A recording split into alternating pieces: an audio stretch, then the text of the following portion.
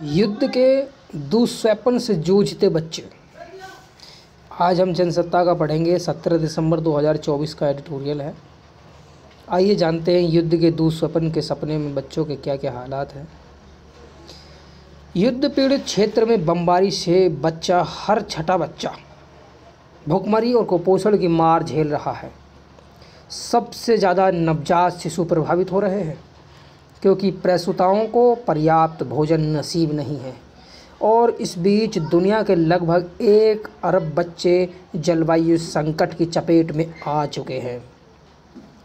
विश्व भर में 10 से 19 वर्ष के हर 7 में से 1 बच्चा किशोर अवसाद में जी रहा है। WHO और UN बाल कोष की एक नई रिपोर्ट आई है कि यूक्रेन पर रूसी सैन्य आक्रमण से प्रतिदिन कम से कम 2 बच्चे चपेट में आ रहे हैं। 2 बच्चे।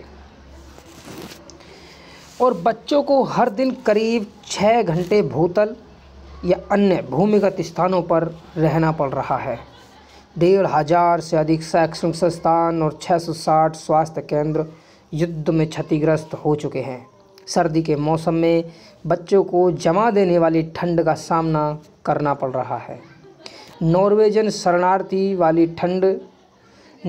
शरणार्थी परिषद के मुताबिक गाजा और यूक्रेन जैसे हिंसाग्रस्त क्षेत्रों में कक्षाओं में बच्चे सो जाते हैं। पढ़ाई पर ध्यान केंद्रित करने में कठिनाई के कारण उनका शैक्षणिक प्रदर्शन खराब हो रहा है। यूक्रेन में युद्ध के दौरान 1072 यूनिवर्सिटी विद्यार्थी, इनमें 80% लड़कियां पर केंद्रित एक अध्ययन में बताया गया है कि जो बच्चे कभी अंतरिक्ष यात्री, फुटबॉल खिलाड़ी, वैज्ञानिक और डॉक्टर बनने की सपने देख रहे थे, वे अभिजात जन्य नींद की समस्याओं से पीड़ित हैं। उनमें भयावह मानसिक आघात का लक्षण मिल रहे हैं। चिकित्सा क्षेत्र में गहरे आघात, अनिद्रा, बुरे सपनों के बीच तरह तरह के लक्षण रेखांकित होते रहे हैं। लेकिन अध्ययनकर्ताओं को वर्तमान जटिलताएं ज़्यादा असाध्य लग रही हैं। पश्चिमी यूक्रेन, सूडान, गाजा के बच्चों में युद्ध से संबंधित आघात, डर, बुरे सपने, अनिद्रा और अभिघातजन्य तनाव गंभीर रूप लेते जा रहे हैं। अमेरिका, स्वीडन, नॉर्वे, ब्रिटेन और जर्मनी में हुए अध्ययन और शोध के मुताबिक पीड़ित बच्चों पर केंद्रित मनोवैज्ञानिक परिणाम चौंकाने वाले हैं। अवसाद पीड़ित किशोर और किशोरियों में आत्मघाती विचार जड़ जमा रहे हैं। विस्थापन की यात्राएं भोग रहे बच्चों और किशोरों को अपने परिवार के लिए रोटी, पानी, चाय और ईंधन के साथ रसोई गैस के लिए कतारों में 6-6 घंटे खड़ा रहना पड़ रहा है। निरंतर हमलों, हिंसा के भय और खतरों का बच्चों के मानसिक स्वास्थ्य पर गंभीर असर हुआ है। विस्थापन ने लाखों बच्चों को अपने परिवार से अलग कर दिया है। सूडान में युद्ध पीड़ित 1,40,00,000 बच्चों को जीवन रक्षक सहायता की ज़रूरत है। वहाँ की आंतरिक हिंसा ने दुनिया में सबसे बड़े बाल विस्थापन को जन्म दिया है। गाजा में संघर्ष बढ़ने और यूक्रेन पर रूसी हमले तेज होने से सूडान को भुला देने भी एक त्रासदी है। वहाँ 35 लाख से ज़्यादा किशोर किशोरियाँ सुरक्षित स्थानों की तलाश में अपने घरों से भाग गए हैं। 5 साल से कम उम्र के 30 लाख से अधिक बच्चे गंभीर कुपोषण का शिकार हैं। अगर उपचार नहीं मिला तो 7 लाख बच्चे अपनी जान गंवा सकते हैं। दुखद यह भी है कि वहाँ बड़ी संख्या में बच्चे स्कूलों से वंचित हो गए हैं। संयुक्त राष्ट्र विशेषज्ञों का मानना है कि युद्ध के तौर तरीके बच्चों के मानव अधिकारों का उल्लंघन कर रहे हैं। ऐसे करोड़ों बच्चों को शिक्षा संकट तो कल्पना से परे हो गया है। अगर बच्चे कुछ सीख पढ़ नहीं पा रहे हैं तो युद्ध पीड़ित देशों में भविष्य का आधार कैसा बनेगा, समझा जा सकता है। शांति स्थापित करने का एक शक्तिशाली कारक शिक्षा, शांति स्थापित करने का एक शक्तिशाली कारक होती है, क्योंकि जब बच्चे कक्षाओं में होते हैं तो स्वयं को सुरक्षित और संरक्षित महसूस करते हैं। अपने अवचेतन में शांतिपूर्वक सह अस्तित्व में रहना सीखते हैं। ये ऐसे मूल्य हैं जिन्हें हल्के में नहीं लिया जा सकता। जिन मूल्यों के साथ बच्चों को जीना चाहिए, उनका पालन पोषण होना चाहिए, सब नदारद है।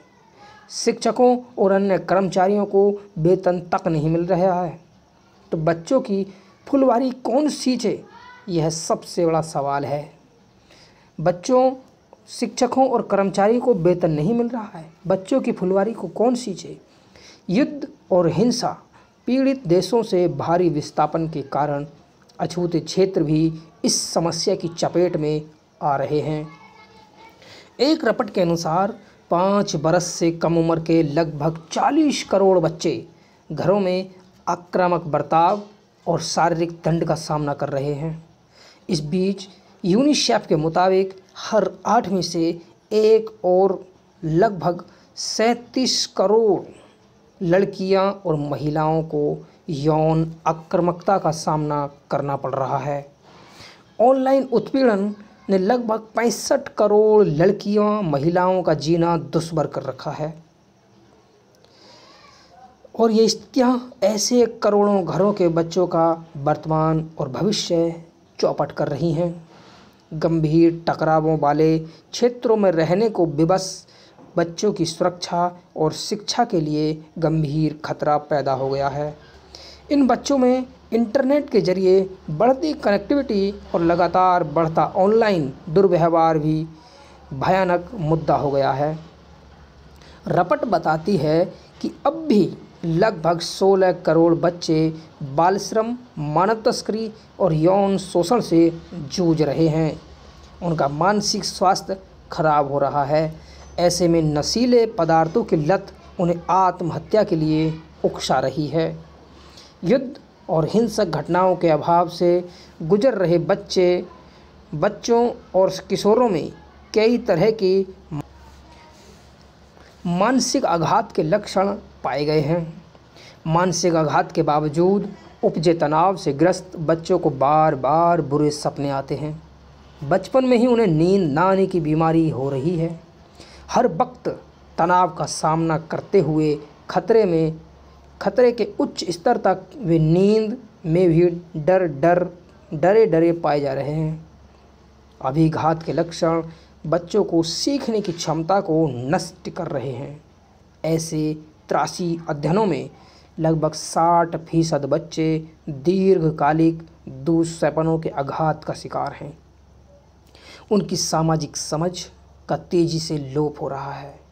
युद्ध और हिंसक झड़पें उनके जीवन पर इतनी अमानवीय छाप छोड़ रही हैं कि उनकी दुनिया जैसे जंगल में तब्दील हो चुकी है।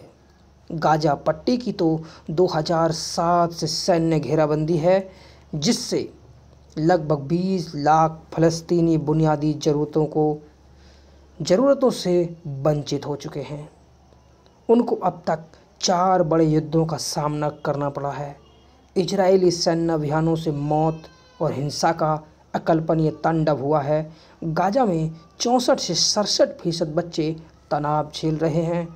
इस बीच संयुक्त राष्ट्र के मुताबिक दक्षिण एशिया से अगले वर्ष 2025 में जलवायु और स्वास्थ्य आपदाओं तथा आर्थिक झंझटों के कारण लगभग 4.70 करोड़ बच्चों को मानवीय सहायता की आवश्यकता होगी। इस समय भी बाढ़, भूस्खलन, समुद्री तूफान और सूखा आदि से लाखों बच्चे लगातार जलवायु आपदाओं में पड़े हैं। सार्वजनिक स्वास्थ्य सेवाएं आपात स्थिति से गुजर रही हैं। इससे खासकर गंभीर रूप से प्रभावित बच्चे हो रहे हैं। बच्चे गंभीर रूप से ग्रसित।